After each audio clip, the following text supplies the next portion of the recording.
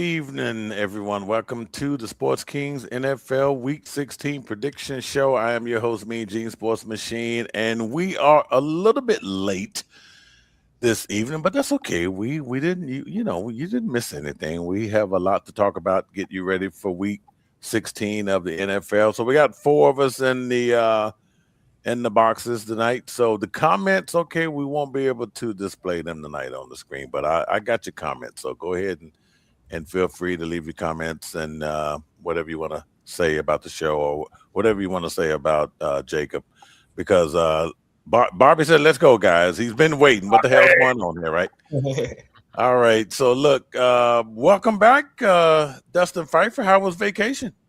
Listen, vacation was amazing. I still wish I was on vacation. So if you see me in a haze tonight, it's because I'm still daydreaming that I wish I was back in a beach where it was 85 degrees and clear water. So I'm You look back, but I'm not relaxed. all the way back. I might get Jacob might fire me up. That might be what it takes. But other than that, I'm here. I'm here. First You place. you look really relaxed. So, all right, Jacob, you good, Jacob, up there?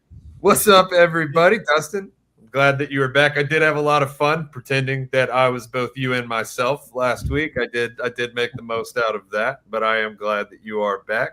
And just before anybody rails me for it, I did forget everybody's standings from last week. I am far away. I am in Wisconsin this week for work. I will be I returning leave for one Friday. week. Yeah, you left for 1 week, and I managed to forget those back in Texas. So we do not have updated standings. However, for everybody watching, I did beat Dustin by one, so he only has two. He had to get that in there, I'm right? still in first place. That's Dustin, All I right. will say thanks to Jacob for I did watch the show. I appreciate him getting my picks in. He at least remembered to do that. He did. I was a little upset with both of you guys because you were previewing divisions and you left out the NFC South for some reason. So I had some bones to pick with you guys. So I'm back to Okay. get on Well, your wait. cases Hey, now. I mean, come on now. We'll make up for it tonight, though. Okay. So let me go ahead and introduce this very important figure down at the screen. Okay. So look, this guy right here, he was our boss when were at ESPN 97.5 Houston. He controlled everything that Jacob said wrong.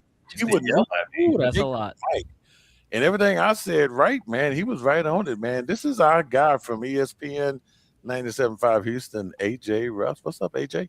What's up, guys? Glad to be back. How y'all doing? We're glad to have you back, man. AJ We is look. here to represent the 0.5% chance that the Dallas Cowboys. Well, I'm looking forward to You the didn't even wait. draft. Look here, man. Is that how we treat our guest, Dustin Pfeiffer? Love you, didn't AJ. Love you, no man. time, man. You noticed? No, listen, AJ. You noticed that Gene didn't bring you on when the Cowboys were playing well, but once they Yeah. went downhill, he was like, Oh, "Hey, let's come get AJ back on the show." AJ, he needs to be on now. Look here. Wait a minute. Look here. AJ, Jacob has been trying. He has been asking for you to come on, so it was my fault. Okay, it had nothing to do with the Dallas Cowboys. Okay, because wait a minute, they are still like mathematically still in this thing. Am I right, AJ? I mean, like with a like how much of a like a teeny weeny 0.5%. 0.5. Yeah. Oh, 0.5. Oh, The well, that's Eagles not a win lot. Saturday and they'll be over. That's all. Okay, well, I mean, well, we tried. We tried to help them out there. Okay, so all right, guys. Look here. I mean, it is week 16 of the NFL. This thing is almost over. We have a lot of stuff to talk about tonight. Look, some of the games that we cover tonight when we do our picks, if the teams are eliminated from the playoffs, okay, we're just not going to spend a lot of time. Okay, so there's probably 13 teams I think that are eliminated or something like that. So we're going to be moving pretty quick. But we have a lot to talk about, guys. So we got last week, we got the Denver Broncos 12-2 and the LA Rams 11-3 became the first two teams to clinch a playoff spot. And Jacob, you remember last week, nobody had clinched in week Nobody- 15. So that's Now not it's the all case coming anymore. together. We're getting to see the edges of the playoff positioning. So it is all coming together. So 4 to 5 other teams with at least 10 wins this season, and this is pretty incredible, right? Since we, have this 17-game schedule. So you got the Buffalo Bills 10-4, the LA Chargers 10-4, the New England Patriots we just talked about 11-3, and the 49ers 10-4. They're all going to be on the road here in 16, Dustin. So this is going to make things a little bit more interesting as we look for more teams to clinch a division. Yeah, I mean, there's a couple of teams that have an opportunity, and it's going to be interesting to see what they do. And there's a lot of jockeying. Like I know some of these teams have clinched, like you said, with the Broncos and teams like that. But when it comes to seeding, there's a lot to still be determined, especially in that NFC, about where these teams are going to line up. So it's going to be interesting to see what plays out. Interesting indeed. So AJ, we have like 2 Saturday games. You know it's December football when Yeah. That's the right. NFL always go to the flex scheduling, and we got two games on Saturday. I tell you what, one of them is the NFC matchup, which I won't say it doesn't count, but anytime the Eagles play, it counts because you never know what you're going to get. But that second game, Packers and Bears, man, I think everyone's going to be watching that one. Oh yeah, for sure. Yeah, a lot of implications for that. And now with Micah Parsons out for the Packers, it makes it even more interesting for the Bears in terms of from a protection standpoint, what their offense can potentially do against them at home too. So yeah, that's going to be a huge matchup, most definitely.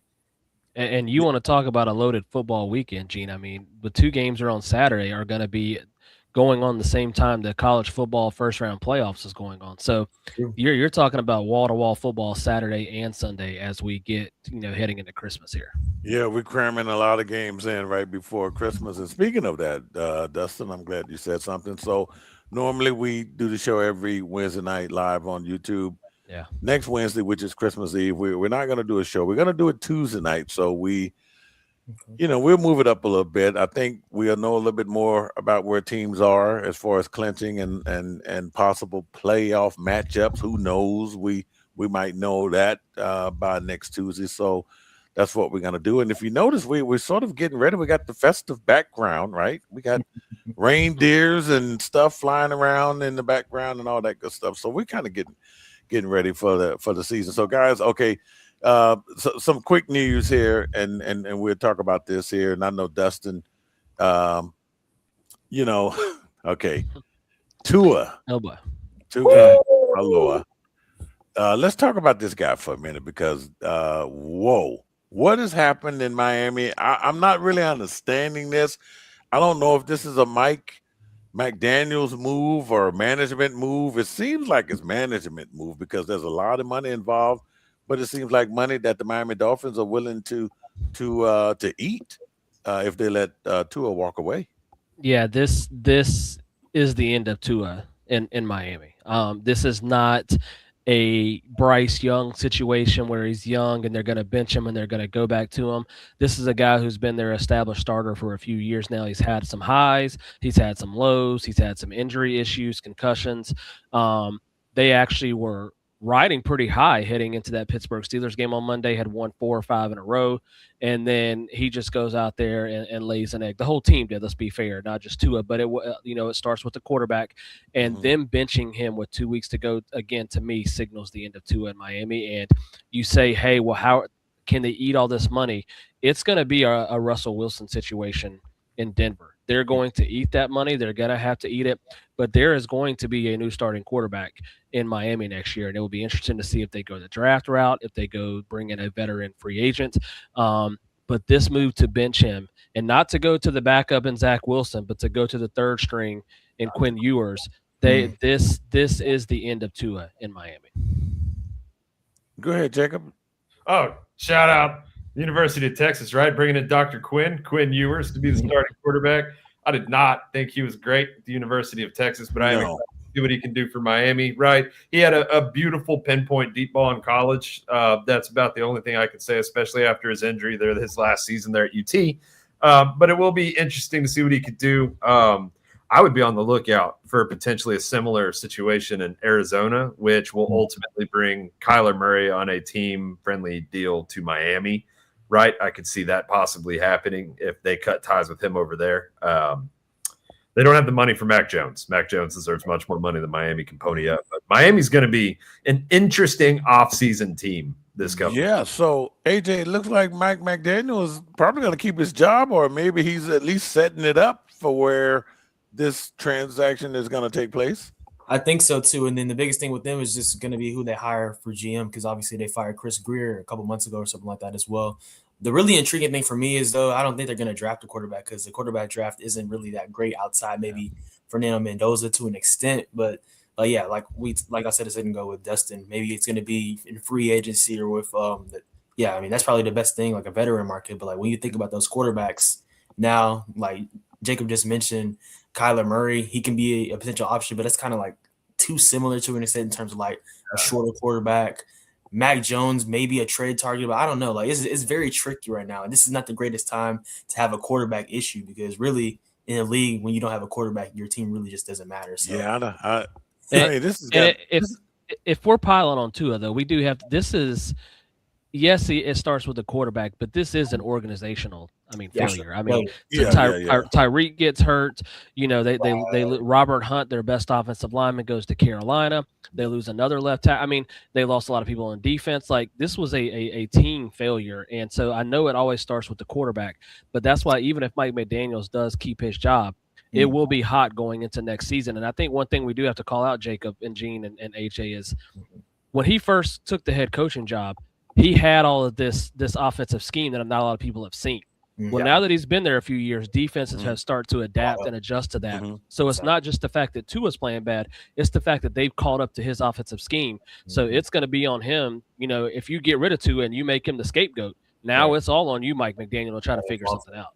Yeah. Well, this thing, I mean, it's got money written all over it because look, you go with the younger quarterback because hey, he's not up for a contract for what, another 3-4 years, something like that. You know, Waddle and Tua are up for money at the same time, pretty much. So, yeah. And Tyreek's gone. We can say that too, right? He's gone with Tua. He will not be in Miami next year. Yeah, absolutely. All right, guys. So, Steve is in the house. Steve says, "What's up, guys?" He was Steve? with us last week, or he kind of jumped in there and talked with Brian and everybody. So, hey, what's up, Steve? We doing the damn thing, man. All right, guys, look here. So, all right, the Kansas City Chiefs are eliminated from playoff contention. Okay, so Dustin Pfeiffer, I do recall back in August of this year, which was almost 6 months ago or something like that or so, we talked about the AFC West. We covered the AFC West. This is the only thing y'all have to hang your hat on this season. I do remember you asking me a question. So let's go back to that day. Hold on 1 minute. So, Gene, you've already teased it. I'm going to let you lead it off. Give me your predictions for the AFC West. Okay. Well, I mean, and with the Raiders, I think the Raiders are going to struggle a little bit. I mean, look, if they can get 8 wins, if that whole division can beat up on each other, yeah, and if the Raiders could somehow squeeze 8 wins, that could make things interesting, right? And I haven't really seen their schedules that much, so I don't know what outside division that they all have to play against. But look, I got the Broncos. I got the Broncos winning the division. Wow. I got the Broncos winning the division. Okay. All right. Time out. Gene, you've already teased it. I'm going to let you lead it off. Give me your predictions for the AFC West. Okay. Well, I mean, and with the Raiders, I think the Raiders are going to struggle a little bit. I mean, all right, get that off the screen. Yeah. Listen, time out. 2 things. Number one, I'll give you credit. You and Jacob, let me look at the screen. You and Jacob were right about the Denver Broncos and the Kansas City Chiefs. Now, I think you didn't listen to that graphic there because you also had the Raiders winning 8 games, and that has went completely off the rails. I said if they could win. I never said they would win. I said if they could win. I will give y'all credit. This is the one prediction y'all have been hanging your hat on all season. We're not going to mention the fact I've been in first place all season in the picks. We're not going to mention the fact that I'm the only person on this show to be in the fantasy football playoffs, but we'll hang it on the fact that in the Denver our Broncos, league you are. I'm in the semifinals in another Jacob, league what league matters on this show? Hey, it's definitely this league in which me and Gene have been mathematically eliminated. Sports Kings. You're right. You're absolutely right. No, but back to your point, you were completely right about the Denver Broncos, and I don't even know, as much as I give you credit, I don't think y'all saw the Chiefs being 6-8. Like this has been such a disappointing season, and for them to be eliminated, and the fact that it ends with Patrick Mahomes tearing his ACL. When we do winners and losers of the week, the Chiefs obviously have to be a loser to be eliminated and to lose your quarterback like that. You lose him so late in the season that you hope that he can somehow, be back and ready to go next year. Stuff happens with ACLs now where they get back quicker. But it's going to be an interesting – you talk about interesting off seasons. Yeah. Like for the Chiefs, like You got to figure out when Mahomes is going to kind of come back. You got to figure out how you're going to retool. I don't know if Travis Kelce comes back. Like, they've got a lot of questions to answer themselves going into this offseason. They do, and AJ, I had to talk with my neighbor Joe earlier today, and we talked about some of the reasons why the Chiefs maybe dropped off. I saw it last year. We saw it last year. They were winning close games, but barely, but they were winning, right? So he brought up the fact that they with the distractions with the Taylor Swifts and this, that, and the other, and Travis Kelce is getting old. I mean, the guy is slow. He is slow. Okay, and I just think, and I told him, I said, well, you know what, I think they got too Hollywoodish, perhaps, and they were talking dynasty before there was a dynasty, AJ. So I mean, what do you think contributed to the I would say the downfall of the Chiefs? Well, I think the biggest thing for them and what they need to really prioritize going forward is building a dynamic running game around Patrick Mahomes, especially as he gets older. He turned 30 earlier this year. That's the one thing that you have to really complement a quarterback like that to make it easier on him, because he was rushing for his life this year. And I believe this is the most rushing yards he had in a season this year, which is an impressive stat, but you don't want that for a quarterback. And it kind of contributed to that wear and tear and ultimately him tearing his ACL. So that's one thing as well, too. And then just really, I believe, like, we all knew the Chiefs, like, earlier when Mahomes was younger, them having those explosive plays with Tyreek Hill, having that type of offense. And Mahomes, of course, making plays out of nothing the past couple of years when they won the Super Bowl. But now it's time for them to evolve, because the league is continuing to get even better and better. We said something about the Eagles earlier, too. They're having those offensive struggles this year because they haven't evolved as well, too. So every single year, you have to continue to self-scout and get better. And that's kind of what a result that we've seen this year. They're going to have to get some more receiver help. Yeah, they have Xavier Worthy, Rashee Rice, players to that nature as well, too. But if we're looking at it right now, like, you can kind of compare their group to the Packers wide receiver room to an extent. And I think the Packers wide receiver room is better. So they need to improve really on off facets and prioritizing the offensive line, too. So I think all of those type of things, they need to really, improve. And also Chris Jones, he didn't play the greatest as well this year, too. So they need to he did. Well, and retool. Yeah, can somebody catch the damn ball? That's I mean, Right. Jesus, You got like a whole we bunch of talk guys about to Rice, we throw it talk to. about Rice and Worthy and that talent, but it's like it's talent that hasn't lived up to the hype. And Right. they got to have, and like you said, with Kelce getting old, he can catch a 5-yard pass. They've got the run game. It starts with the run game, like AJ said, but they also got to get some receivers around them as well. Mm-hmm. Jacob, your thoughts on that? Yeah, I mean, that pretty much wrapped it up. I mean, if you take away Travis Kelce's drop passes this year, they beat Houston, right? Like, Kelce has had bricks for hands this year, and it has cost them 2 or 3 total games. And it's time for him to go. I think Chris Jones retires. He's been mulling retirement for the last 2 years or so. So not only you lose Pat to a torn ACL, but you might also lose your defensive leader. You might lose Travis Kelce, who is your quarterback's best friend and record setter with him, and this, that, and the other. They need help along the O-line. Running back is their biggest glaring issue, right? Like, I love Isaiah Pacheco. I love his story. Like, I love his style of running, but he did not come back the same after injury. He does not have the same explosion, and he's not hitting holes that are big enough. So, like, you do need a dynamic running game. And quite frankly, moving forward, right, you're looking at possibly losing Patrick for the first, 6 to 8 next season, maybe. So where do you go, right? You have Gardner on contract. That's who's starting this week. So next year will be a litmus test, right? They're bottom 3 in the league for cap room, so they can't afford to retool unless money falls from the sky, which the cap room's fake anyways, right? You can do whatever you want with it. They'll find a way. Yeah, you can maneuver. And let's talk about the elephant in the room, no pun intended, to Andy Reid. I mean, he may not come back. With the dynasty. That question keeps coming up, and I don't know of any better opportunity now than to walk away, because your quarterback may not come back in time for the beginning of next season. Yeah. So we'll see how that goes. But anyway, all right, guys. I'm not going to write them off. I'm not going to write them off, though. That's a premier organization.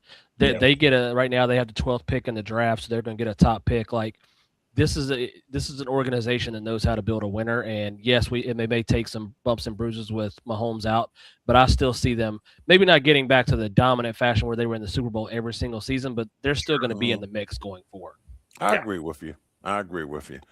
All right. So we've been doing this for 16 weeks, and if you just happen to, if your first time watching this show, we make our weekly predictions here, and we don't have the graphic to show you what our records are for the entire year, because one person had just one job. What does Bill Belichick say? You have one job, right? So Thanks, anyway, Jacob. we have it next week, but we always All start you off need with to know is that I've been in first place for all 16 weeks. yes, That's all yes. you You need better to know. enjoy. No, You you better have enjoy not. 2025. This is a I good was year for first you, place for a Dustin, few weeks. Oh, for because first week. Dustin Sorry. historically has sucked it up when it came to picks. Okay, somehow he made some connections down there in Vegas when we were there, and he's got this stuff right this year. All right, we do a lock of the week, guys, and this is when you see that lock of the week. That's when we pretty much know we can lock that in, and we're sure that team is probably going to win that matchup. So you hear that. And we also have what we call the upset of the week. And I don't know, this late in the season, uh, there might be more upsets because there's spoilers, right? The teams that are a threat to teams that are trying to make the playoffs and teams that are already eliminated. So it's tough to pick upsets this late in the season. But when we do, that's the sound that you're going to hear. Okay, this Thursday night game, guys. Oh my goodness. Let's just go ahead and start with this one. This is I don't know, Dustin. We've had some great Oh, Thursday night matchups. This is not the Nope. Thursday night this game. is not last- it. Last Thursday. That is Although not I did enjoy last Thursday night. I did enjoy that. yeah, that is definitely not the Thursday night game, okay? But the Thursday night game is this week is going to be the Rams and the Seahawks, right? Mm-hmm. Rematch. Okay, so 11-3 teams. Yep. yeah, 2 11-3 teams here, and Sam Donald, guys. This is going to be interesting because I think the he lost to the Rams early in the year, about a month ago, right? So what he Yep. four Four interceptions, interceptions. and Yes. Yep. Lost and by then three. not to mention the wild card game. He got sacked 9 times by this Rams. So this Yes. Rams team, AJ, has just been a thorn in Sam Donald's side. But this is probably the time that Sam Donald and I know he was with Minnesota last year, but this year they have his number. What do you who do you like in this game here between these two NFC West powerhouses? From a Sam Donner perspective, I mean, this is really his time to shut up the haters and prove that he can perform in a big game. But with that being said, I still have to favor the Rams in this matchup. And like even Jacob was saying, they only won by 3 over the Seahawks too. That's just a testament to how good Seahawks defense is. But Matthew Stafford, I think that he's the MVP favorite right now. The Rams are playing well. Even if Devontae Adams doesn't play in this matchup, I still believe that they're gonna continue to do a lot of play action, focus on the running game. Really, Kyron Williams and Blake Corum, them kind of splitting carries right now. That's really helped free up and diversify the running game. So I'm gonna have the Rams in this match. I probably, if I had to do a score prediction, like 27-24, something like that. But yeah, I think the Rams. I mean, they're really in great position to end up being the first seed overall in NFC. All right, Jacob. You already know where I'm going in this one. I'm taking Seattle in this one. The Rams are an upset. The line shifted. I took Seattle in the first matchup. They had 5 turnovers and still barely lost. The Rams are going to be on an airplane from right now until about an hour and a half before the game. They're going to be jet lagged to hell, right? Because they had all sorts of maintenance. That's a short trip. You're on the West Coast. Yeah, the plane's having issues. They're having quite a few problems. They're taking multiple flights to get there. It's this whole big deal. But that aside, I would have taken Seattle regardless. I like Seattle in this. Would this be an upset? Seattle is a 1.5 point favorite at home. Yeah, Okay. the Rams are Okay. up there. Okay. And Seattle's coming up. Phillip Rivers does not play for the Rams. Very obviously, Phil Rivers is the kryptonite for Seattle. So I'm taking Seattle to rebound after they're almost defeat the old man Rivers in Indianapolis. The defense is feisty. They have something to prove. Okay. Dustin Pfeiffer. Yeah, Jacob, I'm not sure what Jacob's talking about. Yes, they're having playing issues, but that's just going to piss them off even more. Now, what I will say is that I do worry about Devontae Adams. It does sound like there's a chance he could play. We'll see what happens. You always got to worry about the hamstring.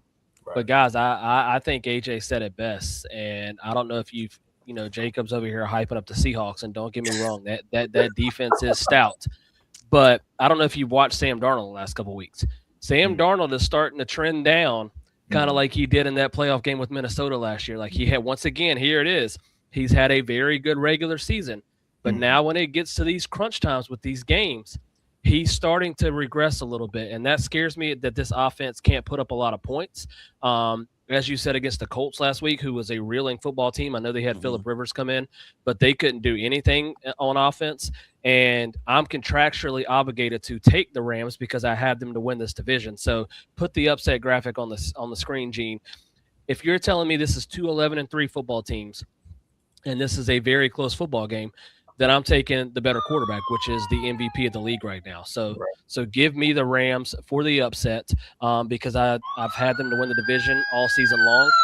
And I think Seattle's defense keeps them in the game. This is close. But when a quarterback needs to make a play, I think Stafford is going to make more plays than Darnold. Darnold has been very iffy these last couple of weeks, so I'm taking the Rams. Okay.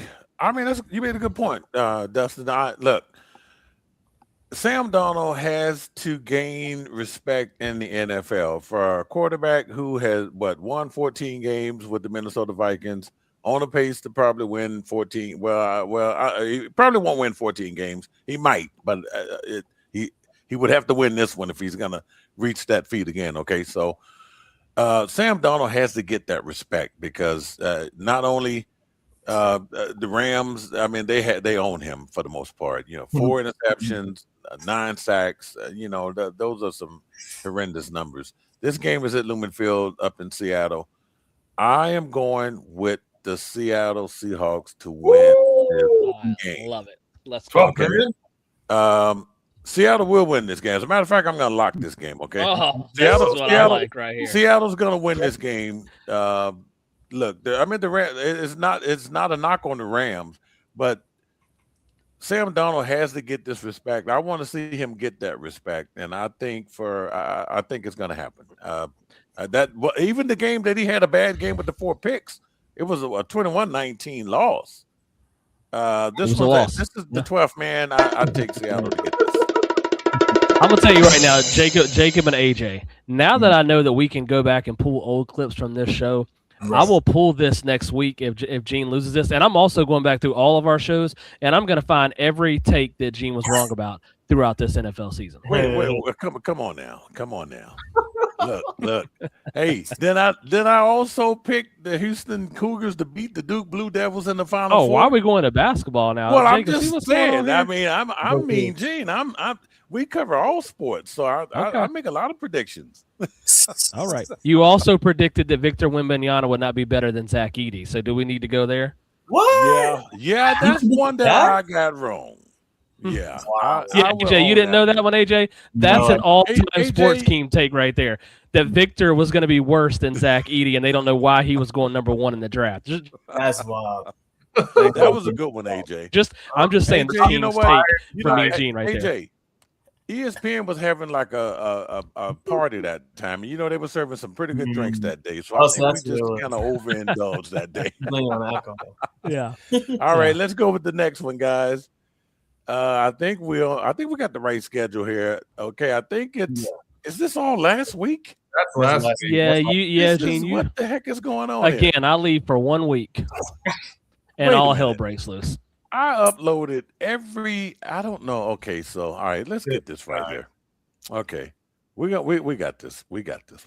Man, I missed you guys. Just you see this? You see what's going on here? Well, not to mention I have a new laptop too. So I mean, kind of just work with me. This So I am laptop. going How to many get how many rid of weeks all have of we these used games. that now, Jacob? We're on like week 3 of the new laptop. Yeah. Yeah. It's Well, we not a got- no, rookie really, anymore. I do It's had have a few new starts. laptop. All right. So, okay, guys. Well, you guys talk about the AFC East or North or something while I work on these things here. Well, listen. While he works on it, we'll go back to what we normally do real quick, guys. Winners and losers, real quick of the week. Like we mentioned, the Chiefs already. Another loser that I had was the Green Bay Packers. Like you had that game in hand against Denver, and you let Bo Nix throw 4 touchdowns, and on top of that, you lose, and AJ, you can speak to this. He's not on the Cowboys anymore, but you lose Micah Parsons. Like losing Micah Parsons, that pretty much takes them out of Super Bowl contention now, right? Yeah, I believe so for sure. Because now you're gonna basically be the same team that they were last year to an extent. Yeah. Even Christian Watson, I mean, I think he might end up playing, but he had a chest injury in that game as well too. So I mean, Yeah. we're seeing for the Packers. I mean, for them to have any chance, Jordan Love is gonna have to ascend, and we've kind of seen at times that he can press too much. So we'll see what they end up doing. Really, this game against the Bears is gonna tell everything because it's essentially for the division. So that's gonna tell a lot. But yeah, like I'm in the same boat right now. The NFC, really, the league overall is wide open. And they look primed to be one of those teams that can make a deep playoff run with Micah, but now without him, it's going to be tough for sure. This is your chance, Jacob, to crap on the Packers. You've been crapping on them all year. I think you actually had them to win this game against the Broncos, but now Micah Parsons done for the season. No, actually, I think I did take Denver to beat the Pack. I could be wrong. I do think I'll have to go back and look at that. Yeah, and you can quote it, right? I don't actually remember. I might have taken the Packers, right? Like, because it kind of made sense. It did. I don't understand the Packers, but now I do because they're last year's Packers, and I had a lock on them last year. So the Packers, I said on the show last week, the Packers are, in my eyes, they were like the Texans, right? They're the team that you don't want to meet in the playoffs because their defense was playing at a high level. Their offense was starting to heat up in all the right ways, and then now we are where we are, and now we can. All right. We got Gene guys, back with the games, but Gene, we had to mention the Micah Parsons news too. We mentioned Mahomes, but I wanted to throw out the Micah Parsons news too. That's devastating for the Green Bay Packers. So it really is. Even though I don't know how Green Bay is going to rally around this. This Green Bay Packers team is very impressive. You know, since that tie they got with the Dallas Cowboys, they have come back and done very well. Jordan Love is having a good year. Yep. Parsons hasn't. Well, I mean, he's had an impact, but I don't know. They will miss him on defense. For sure. But yeah, I mean, it's just sad. I don't know. I felt bad for him, but okay, guys. We mentioned that we had 2 Saturday games, so I think that's what kind of threw things off. So okay, so this is the first game we got. We got an NFC East. Commanders are eliminated from playoff contention, but the Eagles, I don't know. The Eagles need to finish strong. Okay, 9-5. They beat Vegas, a team that they were supposed to beat. Sorry, Bobby. 31-0. Get right game. that was a get right game. So, and they're going to be playing Marcus Mariota and the Commanders at in DC. So, I got the Eagles winning this game. Yeah, I'll go ahead and jump in there. I've got the Eagles too, Commanders. I will finally. They decided to say, hey, we're not going to run Jaden Daniels out there for the last 3 weeks of the season. Let's shut him down. Thank God that they did that. But man, only because he's hurt. Only because he's hurt. But the schedule couldn't work out better for the Eagles that they were struggling to get the Raiders, now to get the Commanders. As AJ mentioned, they win this game and it puts his Cowboys out of their misery. So give me the Eagles to get a win. AJ. Yeah. I mean, the Eagles should win this game, but I'm not going to pick them because it's free. I like it, AJ. Give me the upset of the week. AJ is a true Dallas Cowboys fan. He would not break ranks. I'm sorry, I can't. I have Marcus Mariota going off against them. So, yeah, give me the Commanders. All right, put the upset on the screen for him, Gene. Gene. On the screen, Gene. Yeah, I know. I was so caught up. Gene wasn't ready for that. I should have had. You know what? I should have had that thing up already because I knew where he was going. I knew he wasn't going to pick the Eagles. Way to go, AJ. Way to come on here and just start. I like it. Good job, Jacob. Are we going to leave it up there for you? Hell no. I wish, right? Like the Eagles, I hope fans start egging their OC's house again. But until then, right? Yeah, Eagles all the way. They're not good. They beat the piss out of the Raiders, but like they're not good. But yeah, Eagles over Commanders in this one. All right, guys, moving it right along here. The next game that would take place on Saturday. This is prime time, so you can actually watch this one. I don't know if it's going to be running while the bowl games are running, but it's an 8:20 Eastern time, and this is going to be a good one, guys. This is this for the NFC North title? I think I don't know if these teams play each other, but it's the Green Bay Packers 9-4-1, at the Chicago Bears 10-4. And real quick, guys, the Chicago Bears are apparently thinking about not, at one particular time, if I've been to Chicago, Soldier Field a couple of times. Okay, historic site there, but it's just outdated. They have never hosted uh, anything like a Super Bowl there because that stadium is just old. They were talking about moving that team to Arlington Park, which is about 40 miles. Uh, I think it's to the west, maybe northwest of Chicago. I don't know what happened there. It used to be an old racetrack there, but now new talks that the team might be moving over to Indiana, so that'll be interesting. So, but anyway, it looks like the Bears are going to be leaving Soldier Field at some point in time. But this game right here, AJ, we're gonna start with you, man. Who's gonna win this game? To me, like we were just talking about with the Packers a second ago, it's tough without Parsons being out there. And I mean, you look at the game a couple weeks ago, it was 28-21. The Bears really had an opportunity to tie the game if it wasn't for that same play that they ran in the Eagles game prior that was read by Keyshawn Nixon for an interception to save the game. But in this one, I'm going to have the Chicago Bears this one at home. I like how they've been playing. I think that they're going to respond well. Their defense leads the league in takeaways.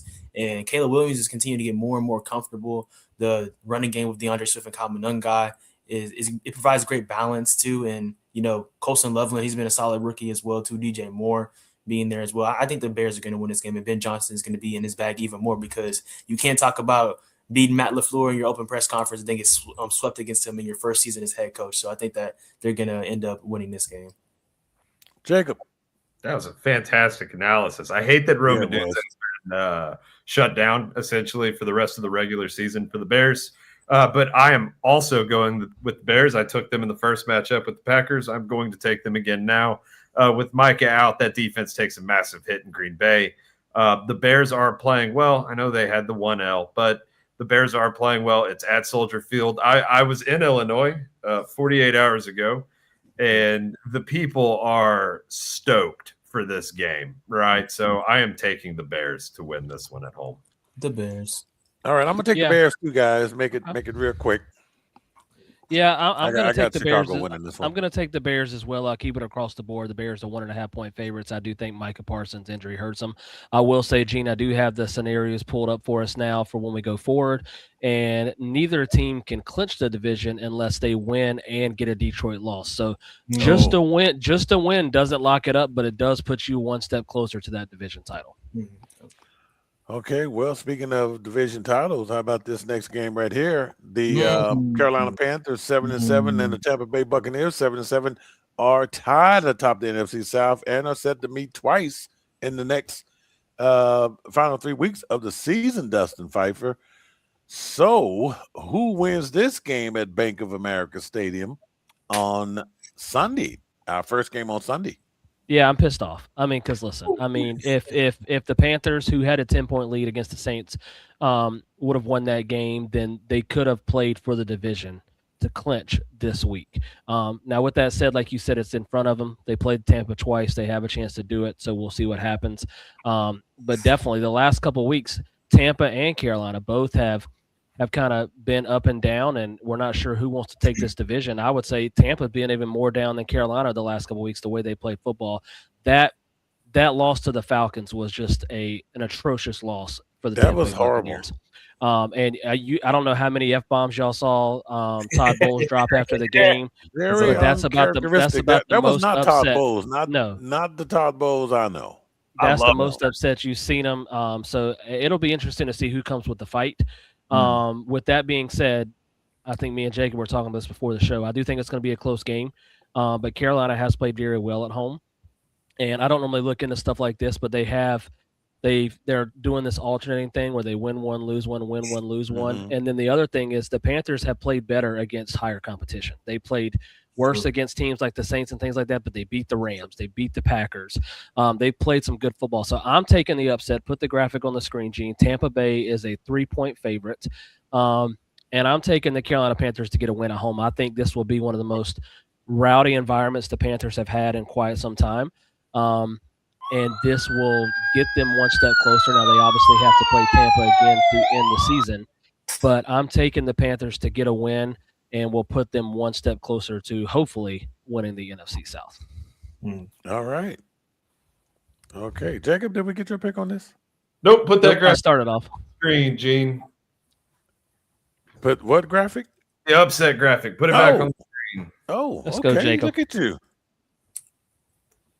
All right. I'm going to lead off with we can no longer discount the Shuck Show as not legitimate. He's playing well. He is actually good at football, right?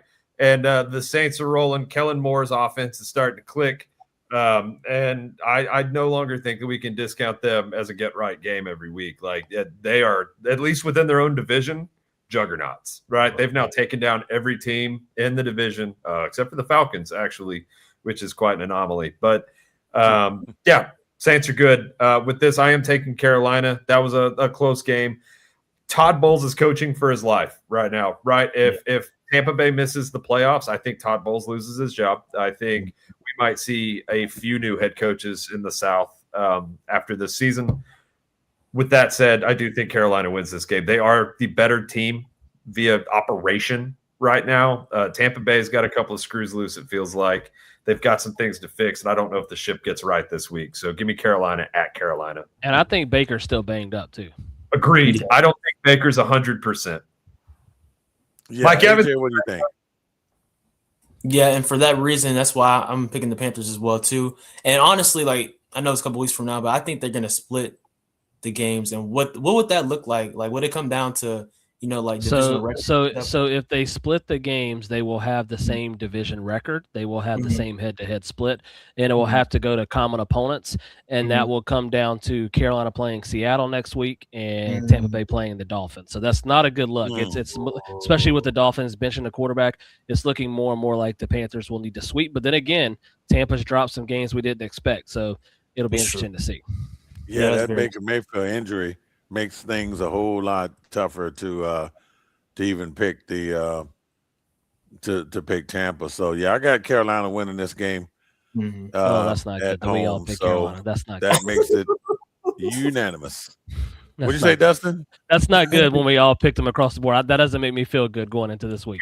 We did that last week too. Whoops. Yeah.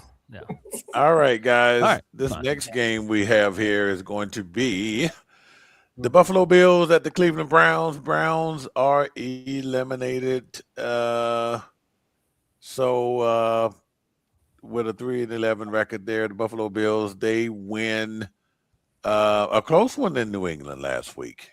And I think they're done, right, playing each other. So now it's just going to boil down to who wins out as far as who's going to win the AFC East. But I got the Buffalo Bills winning this one over Cleveland.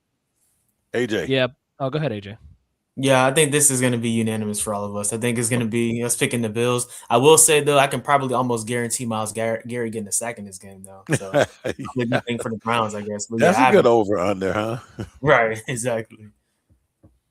I believe he needs one for the sack record, too, I believe, if that's what I remember. So we're watching out for that. I'm taking – put the lot graphic on the screen, Gene. I'm taking the Buffalo Bills. They showed me something last week. I mean, I had the Patriots, like the fact that the Patriots were underdogs at home, I was kind of surprised with how they've been playing. And the way that the Patriots jumped out to a 21-0 lead, I was thinking, all right, they're putting their stamp on this. They're making a statement. But the Bills said, as Lee Corso would say, not so fast, my friend. They stormed back hard, and really that showed me something. Like that showed me, like, hey, we're talking about Denver, we're talking about we're talking about New England, but don't forget about Buffalo, who's been one of the old dogs here, who's been contending late, and they're saying we're still here. So I like the momentum they have going into the postseason, and I'm locking it in for them to get another win this week. All right.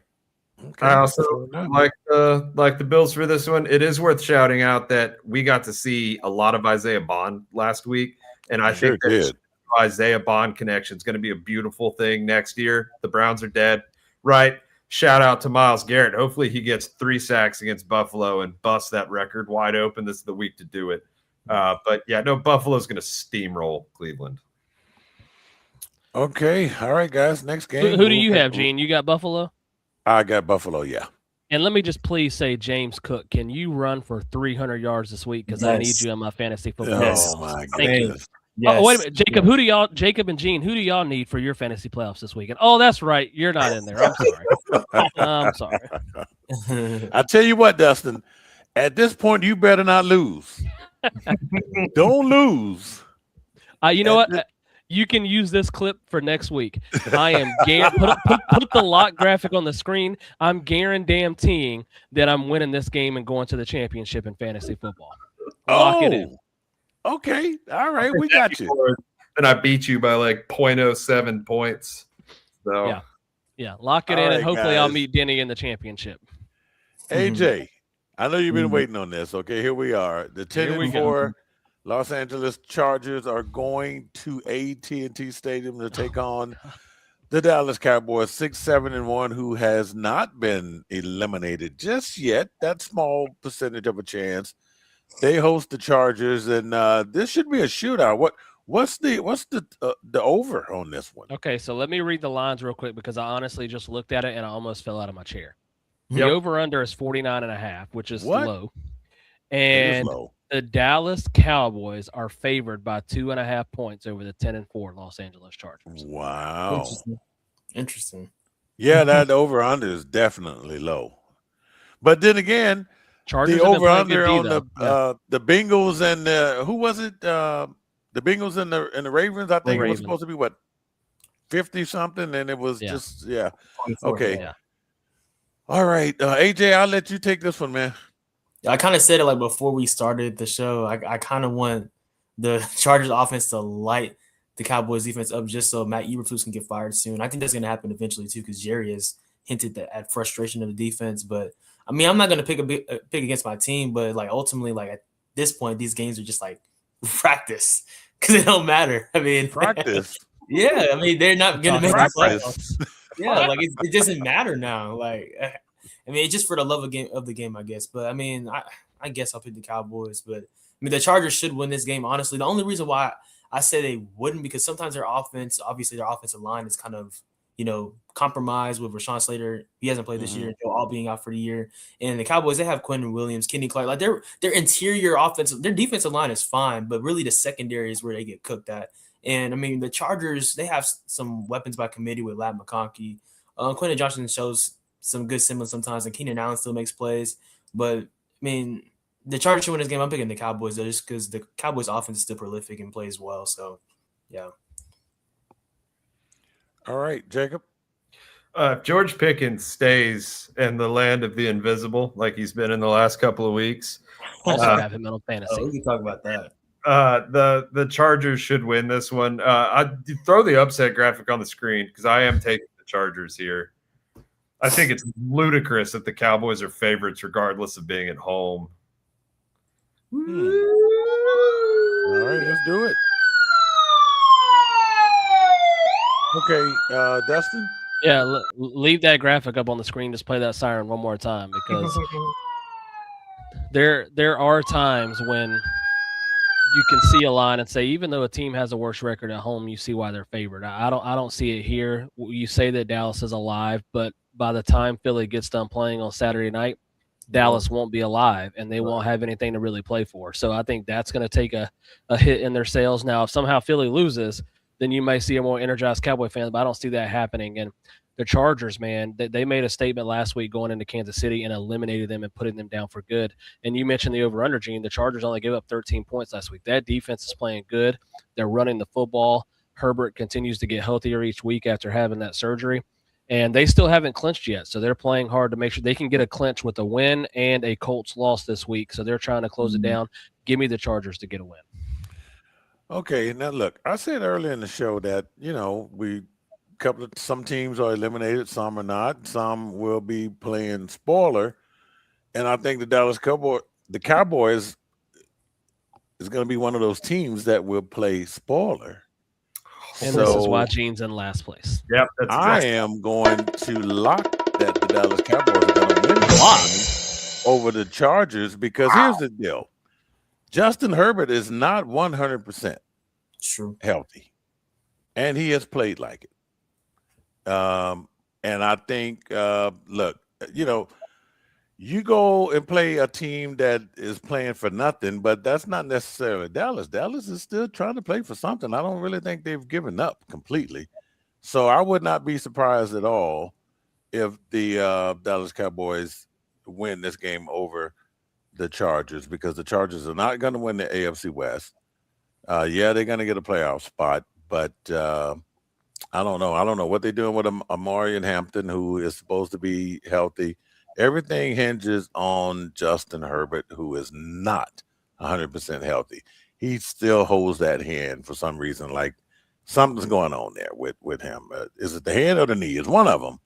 He's got some problems there. So can we all agree that the Cowboys, I mean, the biggest problem with them is their defense. Like their offense can still hang 30 on anybody. So even amidst the Chargers defense playing great too. Like, so I mean, it's not like it's impossible. I understand why the Chargers should win this game, but like it wouldn't be surprising at all.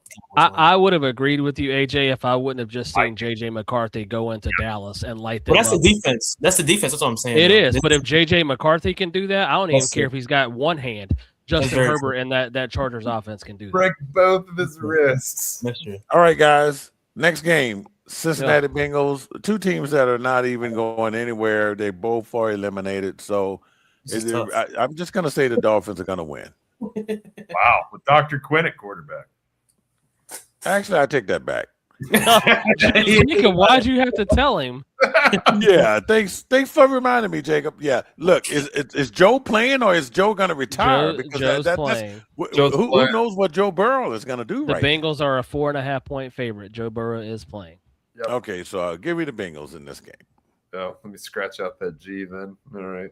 Oh no, I'm writing them down this week, Jacob, because you'll leave them in a different state. So I'll keep it quick too. I'm taking the Bengals, although I'm with Gene. I'm not really sure why Joe Burrow should be playing now. It's such a roller coaster. 2 weeks ago, we said, oh, they may make a run. Now they look like one of the worst teams. Well, he sounded like he might want to walk away from the game a couple of weeks ago too. And not only that, he also said today that they said, have you envisioned playing for other teams? And he said, I always envision different stuff. So could he be on the way out of Cincy? I hope so, because I think he deserves a little better. Sorry, Icky, but I just give me the Bengals because I don't think Quinn Ewers can do anything, and at least Joe Burrow can make some plays. Yeah, hey, wait a minute. Give me the Bengals defense because there's nothing like fresh meat.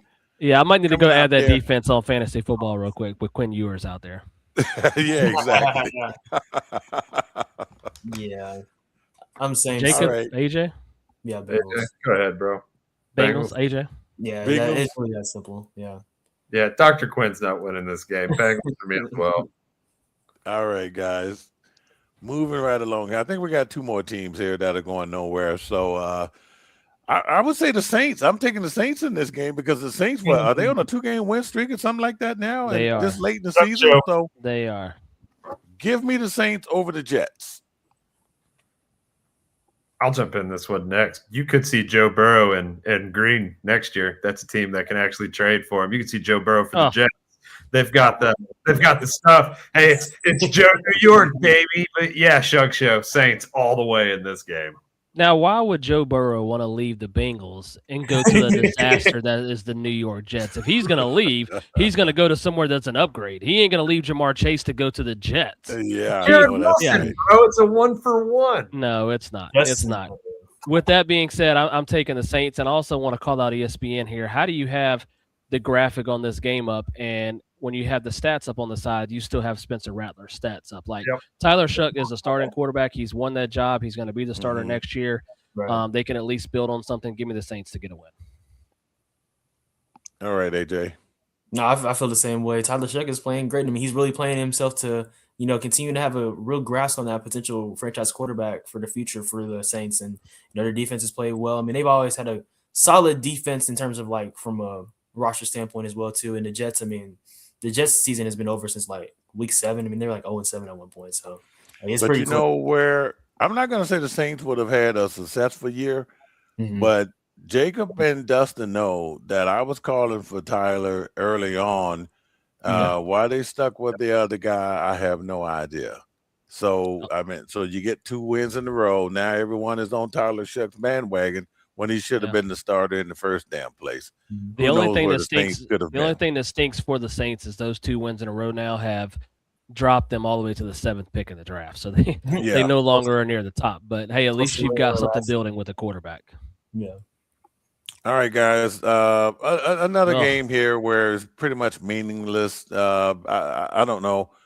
We talked about the Vikings all year, AJ, on this show. Where I don't know what Quasi, what's his name, Moonsaw, whatever Mensah saw in JJ McCarthy, to where he said he convinced Vikings management to, hey, yeah, we're gonna let Donald walk, and this is our future, right? And look what happens. So when they do have Black Monday, the first Monday in January, this GM will be fired in Minnesota. I think Kevin O'Connell's okay, but who knows? Bad decision. Now the Vikings don't know where they're going to go with at quarterback. Meanwhile, the Giants, I think the Giants are okay. I think the Giants have found their quarterback. 2-12 doesn't look good now, but I still think the Giants have found their quarterback. So I take the Giants at home to win this game against the Vikings. Dustin?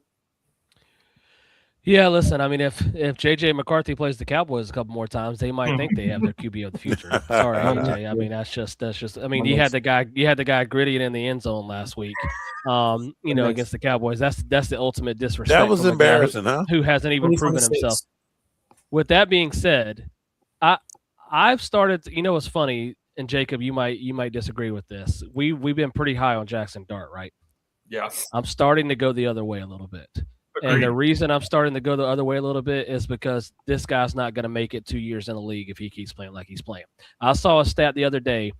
He has in half of the games he's been played in the NFL, he's been evaluated for a concussion half of those games that he's played. That's 50% of the games he's played, he's been evaluated for a concussion. That's not going to last. And when you hear his comments after the game, he doesn't seem to understand it. And if they currently right now, I'm looking at it, have the number 1 pick in the draft next year. If there was an actual legit quarterback coming out, I think Jackson Dart would be worried because I think they could seriously take a quarterback. Now, with that being said, that the draft class is a little weak when it comes to quarterbacks, so he may be okay. But he's going to have to figure something out if he wants to be the face of the franchise and be that quarterback in New York. I don't like what I'm seeing. I'm taking the Vikings to get a win. I like what I saw last week from McCarthy. I know it was the Cowboys, but they played well. And like I said, I don't know if Jackson Dart's going to make it through this game. So give me the Vikings to get a win. Hey guys, real quick before we move on to the next pick. So blue, red, green 123 wants to know who did we pick for tomorrow night's game in the comment section. So right now, he said he's going to that game. Awesome. Huge game, Rams and Seahawks. I hope you have a good time. That should be an awesome atmosphere. I had the upset. Dustin had the upset with the Rams. AJ had the upset with the Rams. Jacob took the Seahawks, and Mean Gene locked in the Seattle Seahawks to get a win tomorrow night. So blue, red, green, 123. Enjoy that game. You're probably going to one of the best NFL games of the entire season. So that's a hell of a game. I'm jealous. Yeah. All right. Okay. I had to get that comment in there. Okay. Jacob, who you got? Minnesota? Yeah, moving on. Yeah, Dustin, I actually agree with your assessment. Jackson Dart plays like his name is Cam Scatterbo, and that's not to be one to play at all. So give me Minnesota here. I like Minnesota. I think McCarthy's getting better.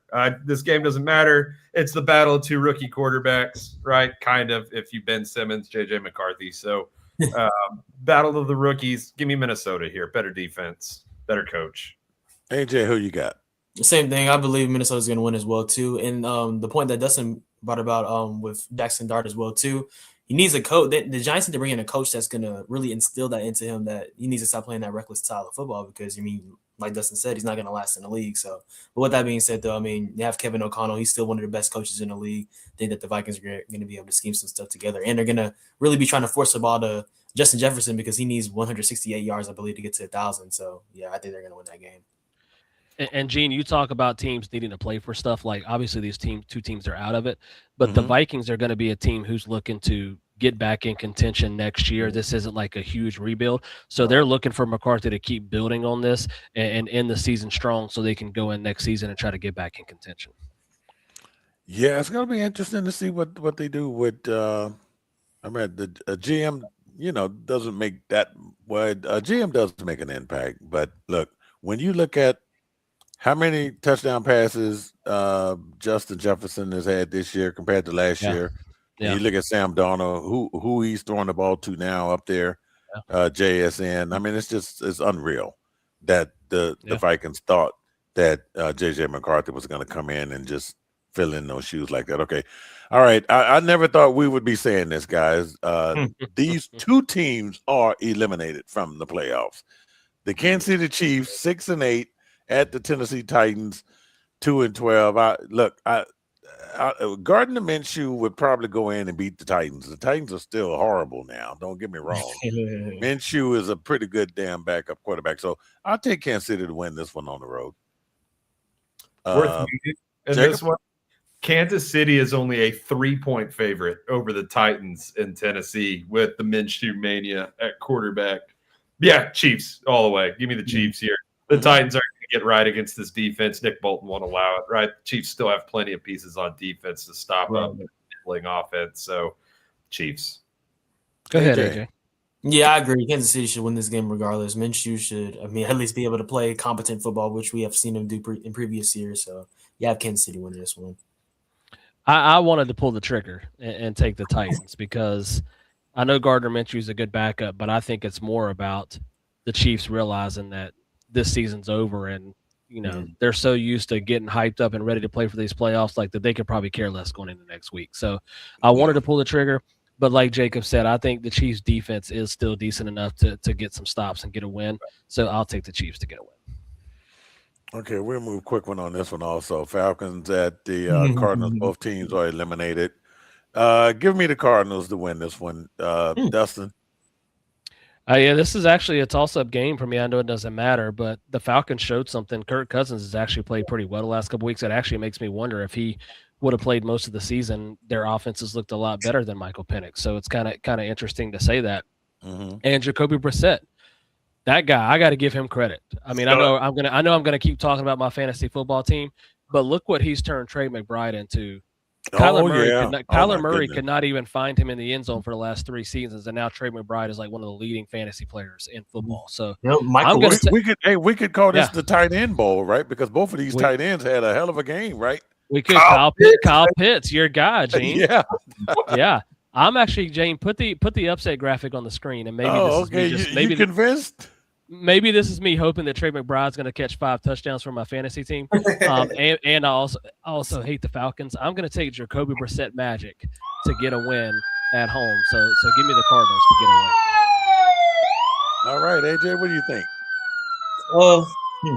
It's really intriguing. I think that the Falcons are playing good football right now. I'm going to pick them. I think the Cardinals are on like a 6-game losing streak or something like that. They are 6 in a row. Yeah, and this is their second 5+ losing streak of the year. So, yeah, I'm going to pick the Falcons in this game. I like how Kirk Cousins is playing, and he's really stepped into the fray. I think him not playing like at the end of last year has really helped him get more healthy as well, too, and we're seeing him play more comfortable as a result of that. So, have the Falcons winning this game. They still have Bijan, too. So, yeah, they do. Jacob? This is a hard game for me to pick. It was a toss-up, like Dustin said. I'm not going to bank on the Magic, though. I do think Atlanta takes this one, although it would not surprise me if Arizona pulled this one out. They are playing well. They just got demolished by Houston. They've got kind of a chip on their shoulder. But Bijan and the Falcons, I think, take this one. All Gene, right. You had Arizona. The next one we have. Gene, you had Arizona. Be a good one. Finally, we got a good one. Gene took Arizona. Yeah, I took Arizona. Okay. Jacksonville Jaguars at the Denver Broncos. Good AFC matchup. Jaguars win very convincingly over the New York Jets. I think there was a Brian Thomas Jr. sighting last week, if I'm not mistaken, right? Not to mention Travis Etienne. Oh, my goodness. It was just a good matchup there. And the Broncos handled Green Bay. Your favorite team there, Jacob.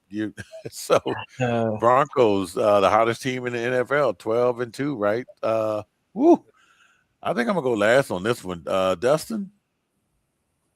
Yeah, I'll lead it off. First of all, when it gets around here, I hope Jacob will finally step up and give some credit to Trevor Lawrence and Jacksonville Jaguars. So I'll be listening for that because I think I sent a graphic out to you through the text. The guy was unbelievable against the blitz and stuff like that last week. He played a great game, and they're quietly on a roll. And I mean, 10-4.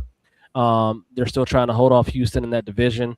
Hmm. It's a big game. I think this is going to be a super close game. Denver is favored by 3, but Denver is undefeated at home, and they're trying to clinch that number 1 seed, and they can't let up off the gas, especially since New England lost last week. So it'll be close. I like what the Jaguars are doing. They could surprise some people in the playoffs, but give me the Broncos to get a win here. All right, AJ. Yeah, I'm with Dustin on this one as well too. The Jaguars and really their offense in particular, they're gonna have a monumental task playing against this defense as well too in Mile High. And like Dustin said as well too, they're undefeated there. So yeah, I have the Broncos winning this game. Mo Nix has continued to play better throughout this year. Earlier in the season, the offense was very inconsistent, but now it's kind of finding its stride and really at the perfect time as they're trending towards the playoffs, trying to lock up that number 1 seed in the AFC. So yeah, I have the Broncos winning this game, getting there. That would be their 12th win in a row. Yeah, that's crazy. Yeah, unreal. Well, Mhm. you get to a point you can't lose. I mean, if you're That's gonna true. lose, you better lose in the next Very week or true. 2, right? It's very That's true. It's very a true. good point, Gene. I know. Uh, Jacob, go ahead, man. So I would like to apologize to Jacksonville fans. I'm going to pull a Dustin on this one. Right, I've been real hard on Jacksonville this season, and they are good. I don't like Trevor Lawrence, but he did play phenomenal last week. He almost brought me back in fantasy playoffs in one of my leagues. He gave me 44 points. It was the best game he's ever played as a pro. Liam Cohen has been a terrific coach. Should be a front runner for a coach of the year. Don't think you should win it, but top 3 in my book. And the words of the great Liam Cohen, right?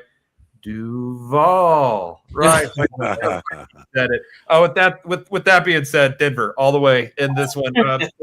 Number 2 defense, right behind Houston's alone. They're at Mile High. Bojangles Nixon's playing out of his mind right now. He's getting hot towards the playoffs.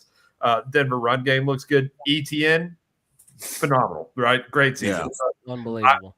I like Denver's defense more than Jacksonville's offense. It'll take more than one amazing game against the Jets to make me change my mind about you. So Denver here. Yeah, I got the Broncos too, guys. I mean the Broncos are just doing great. So I do want let's to make a go point. ahead. Do want to make a point on a comment that was just called out in the chat from Blue Red Green 123 again. He said the Broncos seem to have a way to win any game, even against a high school team, by 1 possession. And when I'm looking at their schedule, they have won the last 1, 2, 3, 4, 5, 6 games by 1 possession. So the question is, the Chiefs kind of did that last year. Is this going to be a recipe for success with this defense, or are these 1-score games going to catch up to them come postseason time? Well, you know what though? I mean, but you got to when you go back to that Giants game, man, that was some incredible football though. Look, Sean Payton has his guy. He has his quarterback. Yeah. And He does. They got weapons. We talked about this. This is why we don't take any Denver Bronco and put them on our fantasy football team, because we don't know who's going to get the damn ball week in and week out, right? But that defense is solid, and they have weathered the storm with injuries. Okay, They have. So no, I think this Broncos team is legit. They're legit. I just wonder if these close games, will that help them or hurt them? I mean, you're looking at some of these games, 10-7 against the Raiders, 27-26 against the Commanders, 33-32 against the Giants.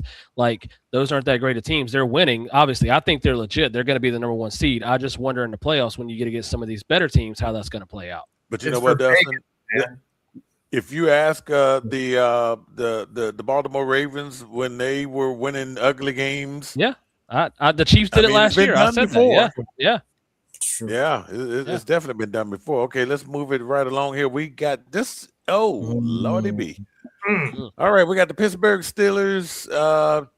They win over Miami, which was an impressive win there on a Sunday night there, and no, that was Monday night, right?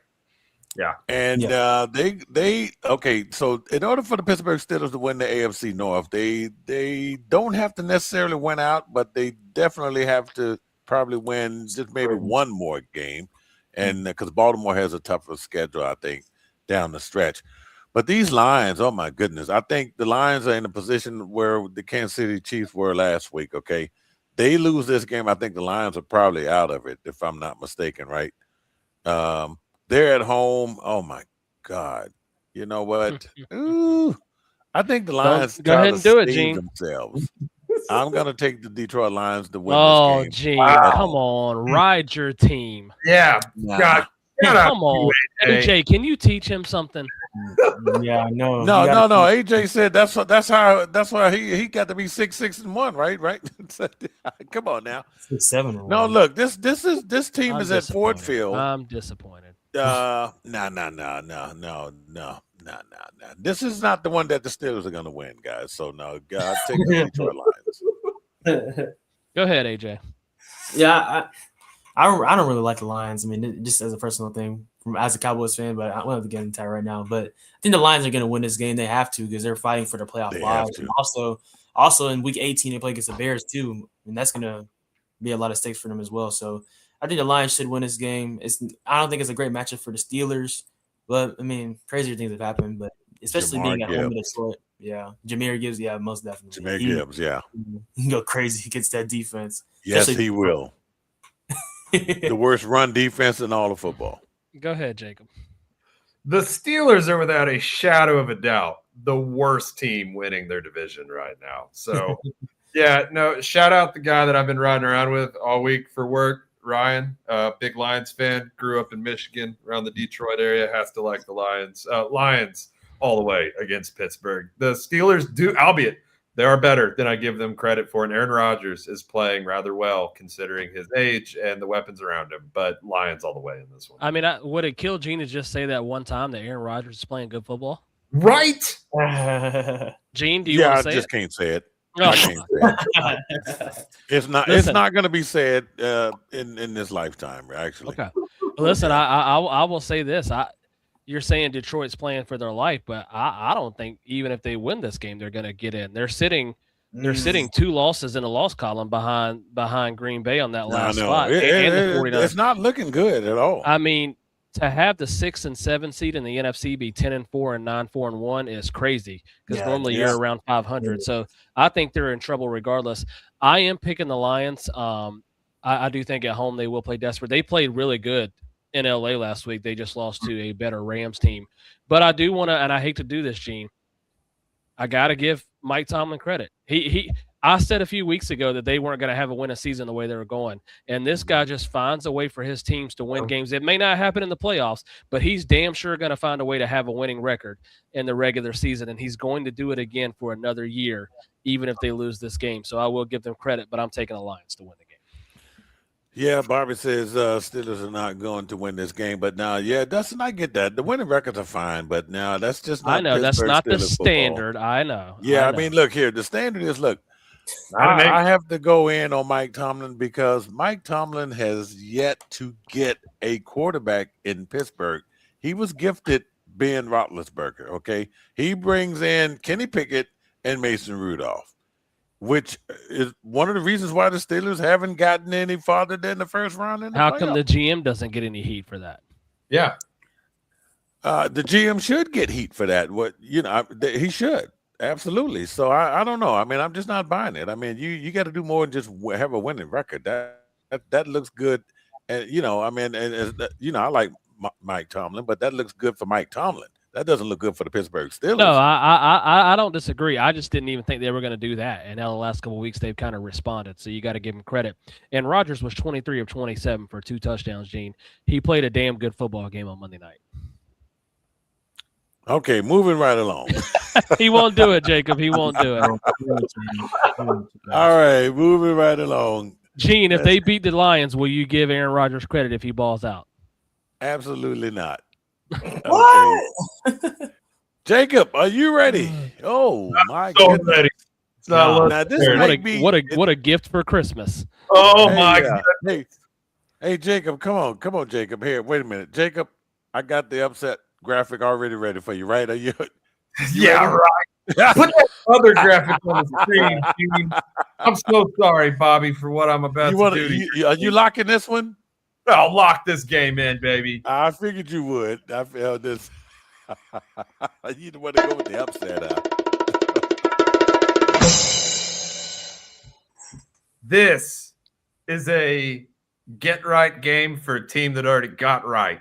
This is Houston Texans are a top 2 team in the AFC right now, not the standings, but you'll all see by the end of the year, hopefully. Houston looks fantastic.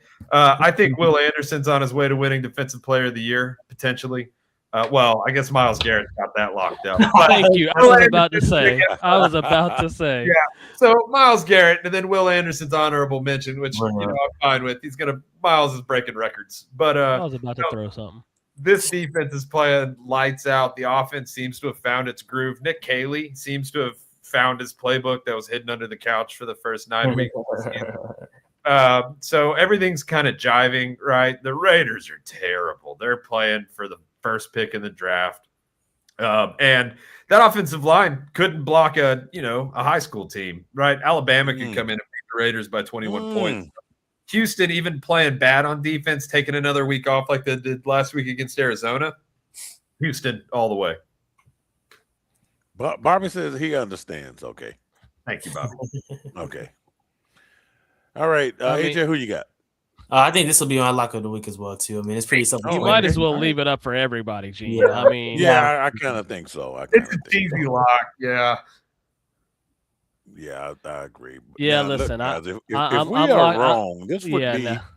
Yeah. This is okay. Hold on a minute. This would be monumental if we all lose this game. You know that, right? It'd be the worst pick we ever made together.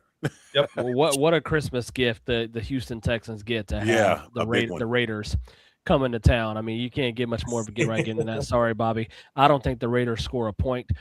And I've never had anything. Dustin, they didn't score a point last week. Now you expect? Well, I don't think it's ever been done in the NFL where a professional team has put up a goose egg back to back. Well, I'm calling it now. They're going to put up a goose egg in back-to-back games because I don't see them scoring against this defense. And I normally don't have an issue with the Texans. You know, Jacob's getting under my skin a little bit with how much he's raving about his team. But I will say he is right. The one thing that the Houston Texans have is that damn defense. And when you talk about playoff football, that defense is going to travel. So they are a scary team in the playoffs, the way they're playing. So you got to give them a lot of credit for how they bounce back and how they started the season. I don't know about Woody Marks. He keeps getting banged up. I got him on my fantasy team. But that defense is carrying people. I got to say that. So props to you, Jacob. Jacob, do you remember a couple of years ago when I think the Texans were heavily favored over the LA Chargers. The Chargers came in and stunned the Houston Texans, right? Yeah. You remember that game? I'm real excited about this game, but it does feel like a trap game, right? It really does. I mean, and I was at that game. I was at that game when the Texans lost to the Chargers. I think I can't remember who the Chargers quarterback was. It wasn't Justin Herbert. Before Herbert, or was he hurt? Or it was no, he wasn't. He wasn't even. He was still in college. So before. Okay. It was before. Yeah, but anyway, they came here and they stole that game, and some 50,000-60,000 fans were just stunned that they had lost that game. So I'm going with the Texans in this game, but man, yeah. But yeah, you can't. You don't look. Max Crosby is still Max Crosby. You know, he can make things difficult for your quarterback. It's true. Houston, but no, I take the Texans. I mean, yeah, I got the Texans in this game. They're 14.5-point favorites, and if you're that's too much. That's too much. Yeah, I would not bet the spread at all. All right, guys. Now this is going to be a really good game. This is our Sunday night game. We got just one more to go. Sunday night game: New England Patriots 11-3 at the Baltimore Ravens, who have crawled themselves back into a 7-7 record there. They need every win, but Baltimore needs every win. And then I think they got another date with the Steelers in week 18, which who knows who's going to be playing, if the Steelers actually clinch before then, that could be a meaningless game for them anyway. But the Ravens need to win every game. So I don't know. Mike Vrabel is going to want to get his guys back on the winning side, okay? Because they did have like a 10-game win streak going into that game before they lost to Buffalo, right? And they were winning 21-0 in that game too. Yeah. So look, I'm gonna take the Patriots in this game. I don't know. I don't think Vrabel's going to play around with 2 losses in a row this close going to the playoffs. So give me the Patriots. Mm-hmm. Dustin? Yeah, listen, the Ravens have played better, but I still don't think they played that great of football. I mean, they shut out the Bengals, but the Bengals, I think that was more on them. And again, Lamar Jackson once again missing practice this week with an Oh illness, my flu, goodness. something. The guy he doesn't practice. So I mean, even if he goes out there, Practice. I still don't think he's 100%. And I you're don't either. right, like the Patriots, they thought they were walking to a division title, to a number one seed, and now if they slip up again, the Bills are going to be tied with them for the division I lead. So know. I think Vrabel's going to have them ready to play, and I I'm going to agree take with the you. Patriots to get a win. Jacob. I concur. Yeah, Patriots all the way in this one.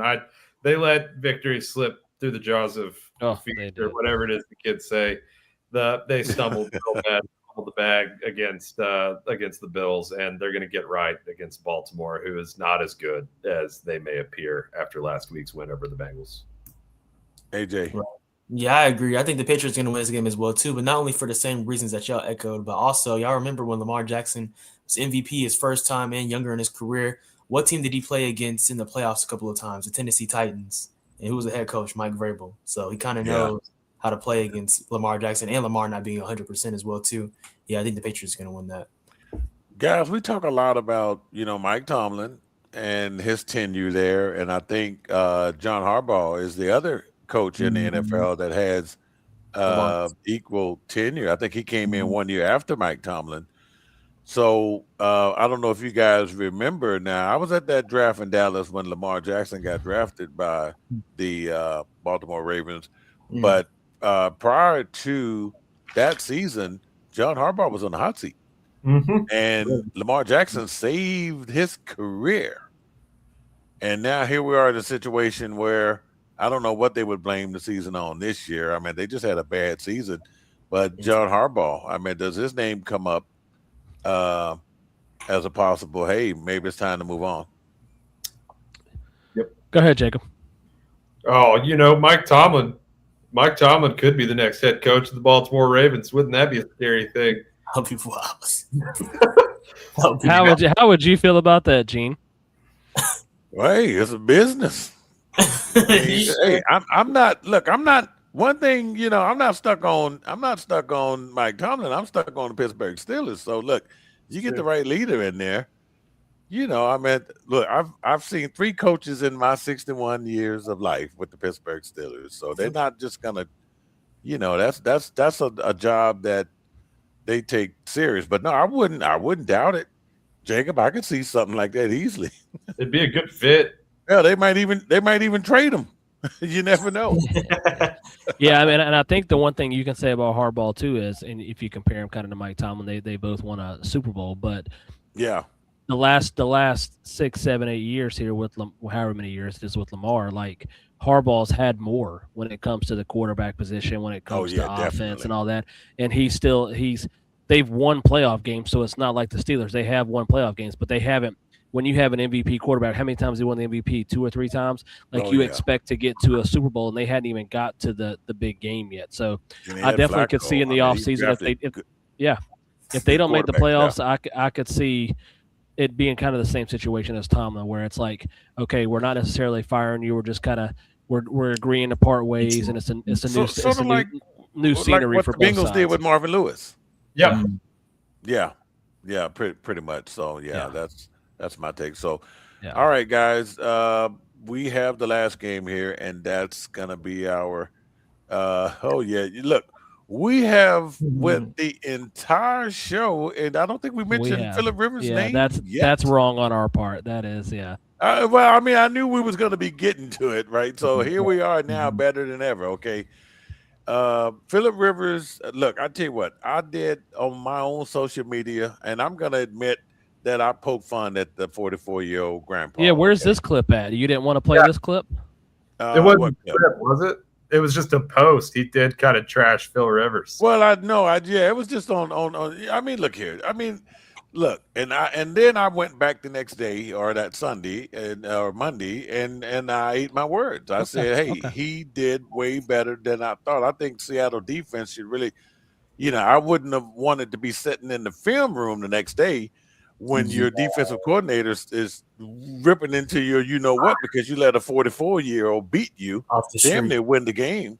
Yeah. I think that was embarrassing, but no, I mean, hey, that's just knowing football. That's just coming out there and knowing football, and that's not anybody can do that. Okay, Philip Rivers is a professional. He just went out there and the offensive line held up, but I don't know how long Indy's gonna keep this going, guys. Okay, better be glad the 49ers defense is banged up because this is probably not a defense you want to come in there and beating up an old man here. But Dustin, it's the Indianapolis Colts at home. We understand why they got desperate and went and got Philip Rivers, but is it too little, too late?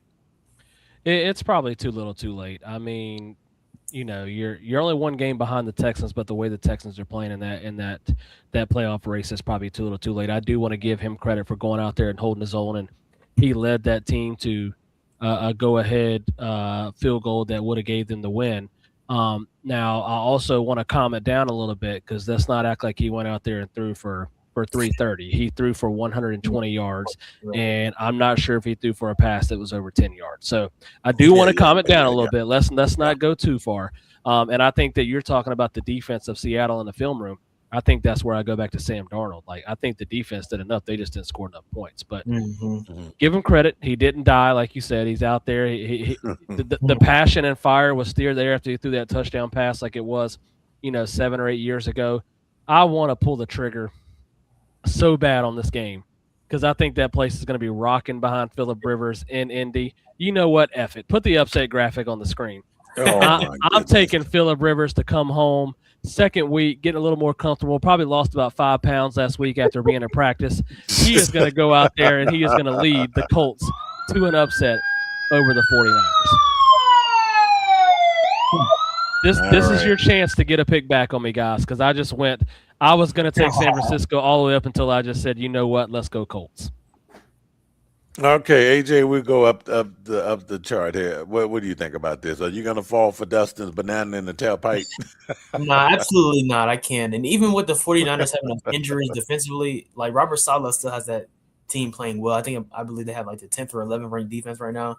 Give me the 49ers, man. I mean, it's really that simple. I think that reality is going to start to strike in for Philip Rivers. And I know y'all saw him fall down on that one play against the Seahawks. I think they're going to get some more of that this week, but maybe even worse. So, give me the 49ers, man. Give me the 49ers because you did that against the Seattle defense, and Robert Saleh is a damn good defensive coordinator, okay?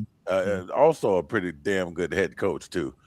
But no, I don't think I don't see that happening. I think they make it a little bit tougher for Philip Rivers this week. Jacob, I hate so badly. Come on, Jacob. I want to beat you in the stats because every fiber in my body tells me that Phil Rivers wins this game. Come on, Jacob. I have to go San Francisco because I know the depth of my soul that they're going to win. The Indianapolis defense played lights out against Seattle. Phil Rivers, dadgummit, played so good. We're getting so many good one-liners and the pressers out of Phil. That dude is going to be a legend in every 20-something-year-old's eyes that grew up watching him, right? And y'all, because y'all were around when he was still in like high school and stuff. But hey, now, one thing I will say here is that Ron Torbert is the official in this game, and he's real soft. Okay, meaning that he's a homer. He likes the home quarterback. Yeah. So and Uncle Phil came out and said that he missed getting Still hit. time to flip, Jacob. Yeah, I'm not. But I just want you to know that every fiber in my body screams that you actually might get a one up on me here because there's something magical about Philip Rivers coming back to football so that his family can have life insurance for the next 5 years. I think the Colts win it. I believe in this Phil Rivers magic. right? Tell me that place is not going to be rocking. That place is going to be. Oh, it's going to be rocking. For sure. For sure. I agree with you on But that. And it might come down to some field goals. Phillip Rivers may not have that much of an impact because he might be running for his life there, for the most part.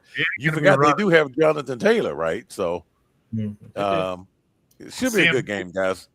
We have Carolina. All right, guys. We have wrapped that up here. And look, I was telling AJ, I told AJ, well, AJ, last time AJ came on the show, we had like 114 subscribers, okay? And when I told him we had damn near 1,500, he says, yeah, I think I'll come back on now because you guys sucked the last time. No, he didn't really say that. He didn't say that. We have as many a subscriber for every point that the Cowboys defense has given us. Oh, that's funny. I didn't even Sorry, say AJ. Sorry. No, he didn't say that. He didn't say that. No, but AJ has also agreed to come on, the guys doing the playoffs. Okay, so we playoffs is going to be fun. AJ, man, we miss you back in the studio, man. AJ, man, he would defend his Dallas Cowboys. This guy is a trooper. He is a true fan, man. We had so much fun back there. But anyway, I tell you what, you know what? I told Jacob before the show started, man, and I'll say this now that we're on the air. The Houston Texans do look good. If they get breaks, the breaks go their way, I can see the Texans in the Super Bowl. I could. I mean, they could get the breaks because this thing is up for grabs now. I think, getting Kansas City out of the way, who knows? You might get Detroit out of the way. You might even get Buffalo out of the way. I think New England is New England is benefiting from whatever schedule they had last year. New England's not going far in the playoffs. Denver's, but the Texans, Texans defense is brutal. I think both sides are wide open. The Eagles are not dominant now, so they've slipped back. You mentioned the Broncos being in so many one-score games. Like even these top seeds, I don't think they're invisible. I mean, obviously you look at the Rams on the other side and think that they're probably pretty good, but I still think that nobody's invincible, and you can see some upsets in the playoffs this year for sure. Yeah, I think so. I think we are. So. And speaking of those subscribers, and look here, we want to encourage you. Hey, if you miss any part of the show, you can always go back and catch the show. But look, just like it. We appreciate the likes, we appreciate the comments. We see you sharing it, and we definitely see you subscribing to this show. So keep that up. We really like that. And the guys, push to 2,000 before the playoffs. And blue, red, green, 1, 2, 3. Have a great time at the Seattle-LA game tomorrow night. Your job is to go there and at least get your job is to at least to go get 10 subscribers from that game to subscribe to the Sports Kings. That's what I'm talking about. I think we had a goal of 500 for the. You know what? Let's make it 12, Jacob, for the 12th man. Blue, red, green, 1, 2, 3. You got to give us 12. Subscribers from the game tomorrow. Exactly. I think that's fair enough. All right, guys. So next week, Rob, I think Rob had said something. There was a comment. I wanted to catch that before. Yeah, we got to touch next week because Blue, Red, Green 1, 2, 3 also said, "What do you think about Pete Carroll for Mike Tomlin doing a swap?" Yeah. So that's the comment. We'll have to get into that next week and get your thoughts on that. Nah, Pete Carroll is done. Pete is done. So well, the Raiders are done. We don't know about Pete Carroll. Next week, guys, we're on Tuesday night. Okay, so Tuesday, no show. Wear your Santa hat. So we'll come back Tuesday. Check if you're a subscriber, you got to get the notification when we're on anyway. So hey guys, appreciate it. AJ, thanks again, man. We'll see you back here in a couple of weeks. For sure, let's do it. All right, guys. All right, but you know what? This has been one crazy night here, man. Nothing is working when I need it to work because you know how we go out. We go out like laptop. Yeah, we blame it on the laptop.